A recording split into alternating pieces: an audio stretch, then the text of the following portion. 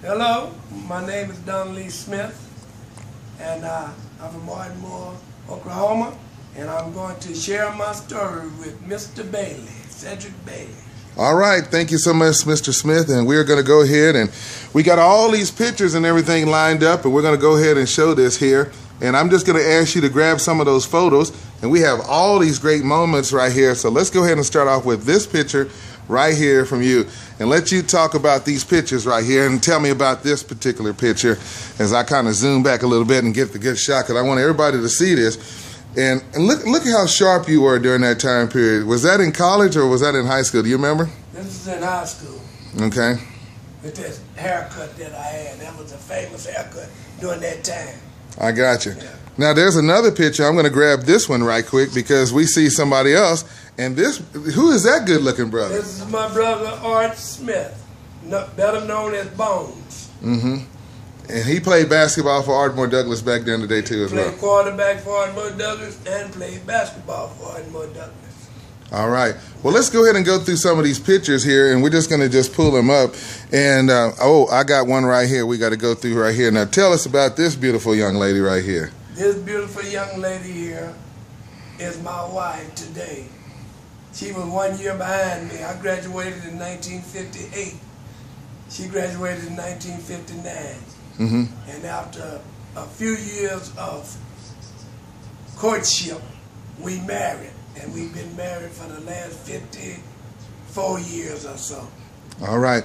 Now, we got several pictures here, and we're going to talk about these different stories and everything. But let's go back to this state championship, as we got this picture here. And I can tell you that this one was taken at the HFV Wilson Center, and you guys won the state championship in 1957. So I'm going to zoom in and get a nice good shot of that picture right there. And we look at your head coach right there, and that's, of course, Mr. Tim Chris. But talk about that picture and what it meant, because that was big back in 1957 to celebrate a championship. This was the biggest award that could be bestowed on me, but me, not me, as a team. This was one of the most happiest moments of my life. I got a lot of individual rewards and everything, but none of those awards that I have is as big as a state championship. I got you. That's what it meant to me, winning the state. All right, now I got another picture as we continue to go through there. We have so many great things here. Now this is a picture of you holding the state championship trophy, and you signed that picture. And who did you send that to? This went to, at that time, one of my famous aunties. I had a number of famous ones, but this is the lady that I gave this picture to, my aunt Lorraine. She's a Johnson, and she's the one who took care of me from an early age all the way through high school and everywhere else. I got you. So it's so important, your family. One thing you said about growing up in Ardmore, family was close, right, Donnelly? Family was very close. Yes. But she lived in Oklahoma City. This is my daddy's sister. I got you. And she helped take care of me because of the absence of a daddy. I got you. And you did all this, and because of the love of the family being right there, it was able to take care of you a whole lot. Close-knit family took care of me. Now, did y'all live on L Street? Or what street did y'all live on? I lived on across from Douglas at 8th. 8th Street, right. I lived right across the street right from the Douglas. I got you. I could just walk across the street and be in class. I got you. Well, I was thinking about your cousin Van Esther, her mother. What is her mother's name? That was one of your aunts, too. Havana. And she lived on L. She lived on L Street. Yeah, right. And then, of course, Miss Opal Knight. She lived right around the corner. Right. In fact, she lived in a couple of places. She lived right across from Douglas High School at one time. I got you. Now, what about Chick Hawk? Now, what about Chicken Hawk? He your cousin or brother, or what is his relationship? That's my brother. Okay. Larry's my brother. I got you. He came up. That Art Smith and Don Smith father was Ardmore Smith. Mm-hmm. Now, my other sisters and brothers was by another gentleman, another them. I got you. Guy. Yeah. I got you. Well, I appreciate that because I wanted to make sure. Now, we got so much to share here. We're showing all these different pictures and everything, but we got some articles and everything, and we're going to just see if we can go through here. I got. First of all, let me do this one. Let's go with this one first. This is the state title game. I'm going to zoom in on this, and I want this is when I tell me about this because y'all beat Fairview. Okay, tell us about this game. This game was the game before the state championship. We won the game 54-7. I probably played just a little bit. Most of the games that I played in high school and at Langston, the third quarter, I didn't do too much playing in the third quarter because of the lopsided scores that we were putting on everybody. Now this game here, at halftime, I had thrown for 4 touchdown passes and 300 or 400 yards. So I didn't play much after that. My services wasn't needed. I was a guy. So how would Coach Chris come up to you and say, Tim Chris would say to you, he said, well, Don, you've done all you can. Well, how would he do it? He'd just say, that's it. He didn't have to say anything, really. He'd just take the second string quarterback and put him in. I got you. And who was second string? In high school, Billy Hurt was the backup quarterback. Let's talk about Billy Hurt, because that was your best friend. Let's talk about him. Okay. Billy Hurt, we grew up together. Billy Hurt probably went out for football in about the 8th grade. I didn't go out for football until the 10th grade. I was not intending to play any football. Coach Chris made me come out for football. I had no intentions of playing football. I was going to play basketball. But I'm glad that he did, because he saw in me as I was growing up. I tell people this all the time. A coach, he see things that you're not even aware of. Now, he saw some talent in me from the beginning. Well, Billy Hurt was the quarterback. I went out in the 10th grade. In the 11th grade, Billy Hurt was the starting quarterback. But I was supposed to have been the passer, so I'd go in and pass the football. My senior year, he gave me the quarterback job all to myself. And Billy Hurt went to defense, which Billy Hurt was an outstanding football player, both offensively or defensively. And he's one of the smartest coaches that I've been around. I coached with him and I played with him. And I know out there at Fox where he won a state championship, he can coach football. He knew both sides, offense and defense. And where's he at today? He's in Oklahoma City. He's retired. I got you. Yeah, I remember his days with the Foxes and how he led them to Class B or Class A football championships during that time period. But you all guys came together and had a chance to go to Langston University as well. Yes, we were classmates. And so when we went to Langston, off of that state championship team, we took about seven ball players off of that state championship team. And of the 7 that went, Ardmore Douglass was a receiver. Billy Hurt played defense. Don Smith, I was a quarterback. My other, L.C. Johnson, Roy Loftus, they only stayed at Langston for about a year or so. But in the end, Billy Hurt and Don Smith were the 2 off of that state championship team that finished at Langston during that time. All right, now I'm going to go ahead and go through some of these more pictures right here, and we've already talked about some of them. But this picture right here, let's talk about this one right here at Langston right there. That's one of your favorites. Tell us a story about that one as the quarterback. Look at your look and everything on that time period. Talk about it. When I talk to people about my athletic dealings that I had in high school and in college, to me, I tell people, out of all the pictures that were taken, this one, I haven't seen too many pictures during that time taken in color and being put on the front page of the sports page as an athlete. That's the reason this picture means so much to me, because it was done in color. I have a lot of pictures taken, but from coming out of the Daily Oklahoma back in the 50s, a picture of this magnitude, It meant a whole lot to me. Now during that time period, we got to look at the University of Oklahoma Sooners, Bud Wilkerson, and all that stuff. That was getting all the attention during that time period. True, and like I said, I might be wrong, but I didn't see a lot of pictures taken in color, even of the University of Oklahoma at that time. I ask you a question. What did your mother say about all this stuff that's going on for you? What would she say to you, Donald? Nothing. Nothing. My mother never saw me play a football game. Now, how did that happen? She just wasn't into football. But people would be telling her. Oh, yeah, she got all the information, and she knew everything about me and everything. But this is just something that she didn't do. Oh, and so that means that the barbershop. Now, where was the barbershop in Ardmore? Where did y'all go hang out and get your haircuts during that time period in Ardmore during that time period? It was up on Main Street. And that haircut that I was talking about a moment ago, my barber was Raymond Clemens, my cousin. That was my barber who gave me my good haircut. So he finished right before you, and he finished with my dad. So that was a class of '55. I believe that's what they was. Just about in there. Yeah. Yeah, about 2 or 3 years before I graduated. I got you. So yeah, Raymond Clemens was definitely the man during that time period. Give me free haircuts. I was well taken care of. I remember when cuts were $5, so I could just imagine what they were during your time period.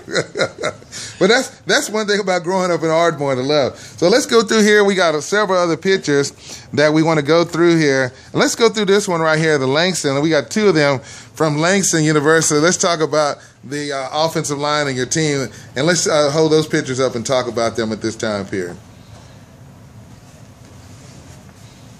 Go right ahead and tell us about these gentlemen. In spite of all the credit that is given to me, and I understand, without an offensive line, without these people, Donald Lee Smith would not have been anything but just another football player.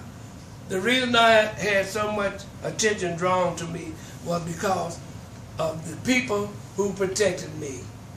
That's the offensive line, that's my receivers who could catch a football. And any time that if anyone ever got into our backfield and tackled me, which was very seldom, I didn't have to make not one comment. My lineman would take care of the person that did not block if he missed a block. Wow. I didn't have to say anything. This is what the line thought of me. Wow. And this is what I thought of them. Now, can you talk about the difference of Coach Chris from being at Ardmore Douglass, and then what kind of a coach was he at of course, Langston, because that was a whole nother level. That means you represented the historically black college on the state level, Well, I don't want to give myself a lot of credit, but Tim Chris deserves all of the credit for me, because when I was in high school, he would take me and her down to his house, and he'd pull out the checkers, and he'd put up an offense and a defense. And we had to decide what plays need to be called in order to be successful. He taught us all of this. And when I started playing quarterback in the 11th grade, I tell people this all the time. I call my own plays. Chris didn't call the plays. He turned it over to me because he made a statement. Later on in life, with Donald Lee Smith on the field, his offense, he's as good an offensive coach as there could be. With Billy Hurt on defense, I had a defensive coach on the defense. Chris just set up the defense, set up the offense, and we ran it. Wow. And it's amazing because today we have film, from being a coach and everything, you got to get the scouting tapes and everything. How'd y'all pull it off then and know about your opponents during that time period? Well, on Sundays, we exchanged films in college. Yes. We had to exchange films. That was the rule with exchanging films. And then when would y'all get together and watch the opponents' game? Sunday. After we played Saturday, we get the film Sunday, and we go through the session on Sundays, and Monday we go to practice in preparation of the next upcoming team. I got you. All right, let's go through here because there's so much that we have to share with during that time period. We got the Fairfield game, and then, of course, we have the high school action during that time period, and I'm pulling this up right here. The semifinals against Fairfax during that time period. Talk about that, Coach. Well, in this game was so easy by the scores, as you can see. We didn't have much of a opposition there, and they were in the semifinals. Now, how they got there, I don't know. But I know they were not on the same level as we were. And I hate to say this, but hey, we just had our outstanding ball club. I got you. And celebrate it. Now, there's some other pictures in here. I've got to show these pictures to everyone and check them out, and I'll make sure that we do that right now. Now, here's one right here. I want to talk about this picture right here, and I'm going to put this one together with it too as well. They're about the same time period and everything. So let me go ahead and stand up and go ahead and get this. Was that homecoming during in the 50s at Ardmore? That was homecoming game. This was at halftime.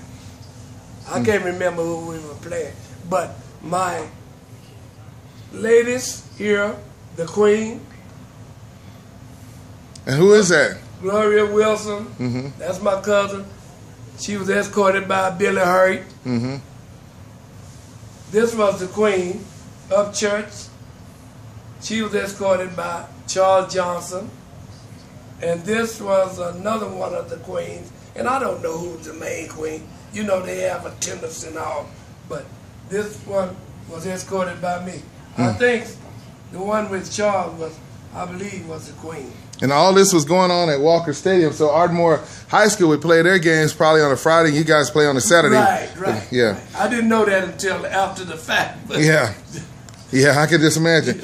Now, Allstate, you made Allstate, and we want to talk about that game here. And I'm going to see if I can find that story because, you know, when I look at Mr. Smith and look at the Allstate game and look at all those pictures as I'm going to go through some of this and try to find it and everything, you guys played in the time period, and I'm also looking at the pictures too of the cheerleaders in the Allstate game, and it's so much going on. I just want to make sure that I try to get that.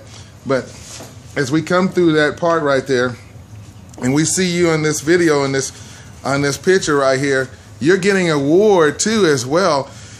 But I mean, you played in a game where y'all could have won. It was the North and South, but y'all could have won that game. But talk about what you got right here on this one, sir. What I have right here is the Orange Blossom Classic. Oh, that's the Black Orange Bowl between y'all and Florida A&M. Yes. Okay, talk about that one. Let me get it. 1960.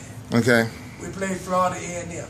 This was the first game that I had ever been involved in with a crowd of 45,000 people. You know, at Langston, 7, 8, 10,000. The All-State game, we had about 19,000. But in the Orange Blossom Classic, we had 45,000 people there. We lost the football game, but they knew that they was involved in a battle. Now, they were supposed to have been the #1 black team in the country. The Rattlers of Florida A&M. The Rattlers of Florida A&M. I think they beat us something like about 40 to 26. Right. But they knew they was in the ball game. And here I have a picture of the most valuable player of the tournament of the football game, and that was me as a quarterback for Langston, and a boy named Charles who went pro for Florida A&M. He was their most valuable player. So that's what these pictures are about. And then the top picture. The top picture was at Langston.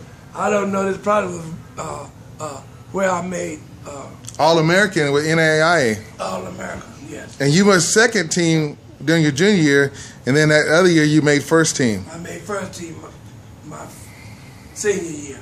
Wow. My whole 4 years at Langston University, I was on the All-American team. Even as a freshman, I was #3. I got you. Wow. What else do we have behind there, too? Because I want to make sure that we got this. And is there any other pictures right here during that time period? Because it looks like you guys were honored, too, as a team. You had a lot of great players. And what's this? Wait a minute. Let me see this. You kicking a football? But I thought you said you're the quarterback. What you doing kicking a football? Well, I could throw the football, I could run the football, and I could kick the football. Mm-hmm. And at Langston University, that's where I became a punter, because I had an Ardmore Douglass coach named Ray Johnson. He was from Ardmore, and he was coaching with Chris up at Langston, and he taught me how to kick the football. All the credit goes to him. I was a kicker. So that means sometimes you could drop kick it. Y'all didn't even wait the fourth down. If y'all might have been in a hole, you would just do a quick kick or something like that, if you had to. Can I comment? Go ahead. I want to hear it. Because we were playing in the championship game against Fairfax, Mm-hmm. and it was real windy that day. Real windy. In fact, the wind affected my ball. Since I'm calling all the plays and everything, I made a quick kick because we were going from the shotgun, and they didn't know if I was going to run it or throw it. She wasn't expecting a kick. But I tell people, I'd kick the football, and the ball traveled 60-some yards to the 13-yard line. They fumbled the football, and we got it and went and scored and went ahead. But this is the only time that Chris questioned me. When I went to the sideline, he said, "Don, why did you kick it?" Now, he's the head coach, and he was smart enough to know that we didn't have any business giving the ball over to the opposition because they had an outstanding offense. That was his thing, but that wasn't my thinking. My thinking was get my back from up against the wall and try to pin them in down there on the other end, and it worked out. But 60-some yards, with the wind behind it. Yeah. With the wind behind it. And that was a great play. That worked out in your favor. It really did. Yeah. Well, Mr. Smith, I appreciate you sharing this time, but as you look back over your career and you became a coach and everything, what would be the most important thing you would like to leave your legacy? Because you got so much history, all this from your scrapbook and everything, but what would you like to leave as your legacy for what, the good Lord has brought you through and everything? I understand that all of this is because of the grace of God. I understand that. I may not have understood it when I was 18 and 19. I don't know how many young people do. But as I got older, I know that I was blessed and I was gifted, and I also was fortunate enough to play with some outstanding, gifted athletes, both in high school and in college. And as a coach, I always tell people, the type of coach that I had in high school was a coach that was easygoing. And the reason I'm saying this is because a lot of the guys that I coached with, I know what kind of coaches they had. Mm-hmm. They had the coaches from the old school, and they thought their thinking was old school, far as the way that you were treated. Well, Chris treated us, this was the most easygoing coach. And I tell people, I've coached with a lot of people, and Chris was the easiest coach that I had ever seen. Now, what I mean by easy, he would get on you if you got down wrong, mm-hmm. but he wasn't the type that was going to be hitting on you. Yeah. And using profanity and, downgrading you. Did you think he ever got his justice during that time period as a coach? Because he coached during a time period with Elvin George and all them, but do you really think they gave him his justice? No, he didn't get his justice, because I tell people, he was just like I am, mm-hmm. in my thinking. He was before his time. And what I mean by that is, Chris was doing things back there. In Oklahoma, we was throwing the football. Didn't hardly anybody throwing the football in Oklahoma. They ran it. Oh, everything was running. Mm-hmm. And when they come up against us, they couldn't handle it. Mm-hmm. Because they weren't prepared for. See, we was running the spread back in the 50s. Mm-hmm. We was running the shotgun back in the 50s. Now some of that came along later. Yeah. And I saw where in the newspaper they said in the 70s some guy that they had given credit for the spread. Yeah. And I said, and I tell people, no, we were running the spread and the shotgun in the 50s. That guy in the 70s ain't discovered nothing. So do you think other teams would come and scout y'all and then try to figure out what kind of offense y'all were running? I figured they had to do that because this is what we do today. Yeah. A team that's running something and they're having success with it, the opposing coach is going to try to do the same thing. But the only problem with that is you got to have the right personnel. I got you. On that offense. Yes. All right, well, as we wrap this up, I remember Coach Chris died a few years ago. They had his service at First Baptist. Kind of take us through that day when you saw all your friends and y'all went back to Ardmore and you know, can you kind of just, and his lovely wife too, Miss Lillian too as well. But as we wrap this video, could you talk about that moment, how special it was when everybody came back for him? Very special, because he and Lillian, his wife, they were just like daddy and mother to me. Miss Chris, I go down to their house all the time. I used to come, after I graduated, I bet you 98% of the time, when I visited Ardmore, 98% of the time, I found my way to their house. Yeah. To thank them for what all they had done for me. And it meant a whole lot. Because like I said, they have raised me. Yeah. Both of them. Now, as a coach now, you coached at Langston, you coached at Okmulgee, and then you came down here to San Antonio and coached. Do you hear from your players that you coach and they come back and say thank you to you, Coach Smith?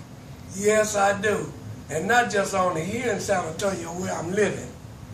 I see many of those kids that I coached when I was at Sam Houston. That's when I came here in 78 to 82. That's where I coached at Sam Houston High School. And I see my kids even today. When I go across the street, go to the car wash, I run into them, and the first thing that they say to me is, Coach Smith, thank you for everything that you have done for me. And to me, this is the biggest reward that I could get as a coach, to know that I have helped some kid and helped change some of them's lives. All right. And that's what coaching is all about. Yeah. And by the way, before I forget, I got to ask you about how was it being at Ardmore Douglass, because you guys went to school there, didn't have no nice AC and all that stuff. What was from the moments you remember about the teachers there at Ardmore Douglass, and what did it mean there being at Douglass and your principal and everybody? I wouldn't trade it for the whole world. The teachers that we had, the coaches that we had, those were the people during that time that, well, they just like I think when I talk to kids, and many of them who did not have a father figure, and of course we were a father figure. Same thing in high school. All of those teachers were so close to us, and we were all family.